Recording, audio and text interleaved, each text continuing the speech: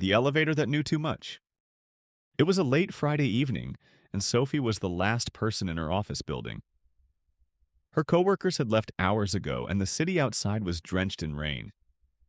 She hated working late, but the upcoming project deadline had her glued to her desk. Finally exhausted, she packed up her things and headed to the elevator. The building was eerily silent, save for the hum of the fluorescent lights. Sophie pressed the button for the ground floor and leaned against the wall, waiting for the elevator doors to close. But instead of descending, the elevator jolted violently and went up. "That's strange," she muttered, checking the panel.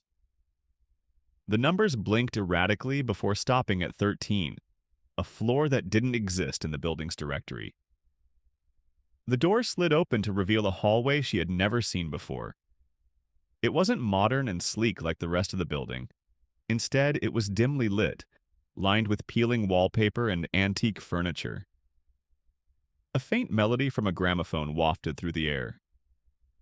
Curiosity got the better of her, and Sophie stepped out, her heels clicking on the worn wooden floor.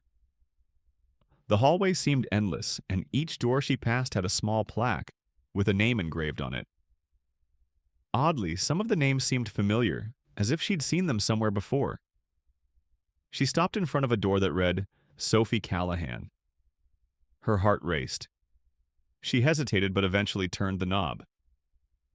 Inside was a small room with a desk, a chair, and a file cabinet. On the desk was a folder labeled Confidential. Against her better judgment, she opened it. Inside were photographs of her, from childhood to her recent trip to Italy, which she hadn't even shared online. There were detailed notes about her habits, likes and dislikes, as well as things she hadn't told anyone, like the time she cheated on a history test in high school. Every detail of her life was meticulously documented. "What is this place?" she whispered, her voice trembling. A voice behind her answered, "It's where we keep track of everything." Sophie spun around to see a man in a crisp suit. His eyes were cold but not unkind. He had an air of authority, like someone who knew more than he let on. "Who are you?" she demanded. "I'm a curator of sorts," he said. "This floor is reserved for those who need a little guidance." "Guidance? About what?" "About choices," he said cryptically.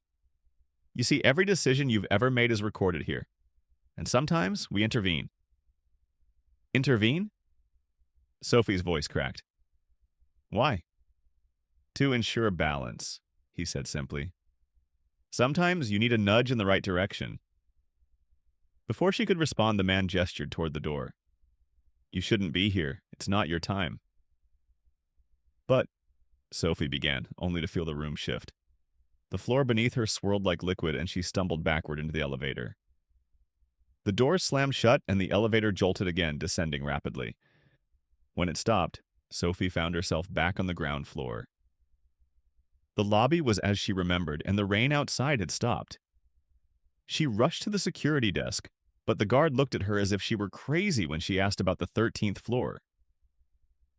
"This building only has 12 floors, ma'am." Sophie left the building, her mind reeling. Was it a hallucination? A dream? She couldn't shake the feeling that it had been real. And as she walked to her car, she noticed something on her phone screen, a notification for a missed call. The number was labeled Unknown. Sophie stared at it for a long moment before deleting the notification. She didn't know what had happened, but one thing was certain. She wasn't going to ignore her instincts anymore, and somewhere, in a room on a floor that didn't exist, the curator smiled as he closed Sophie's file.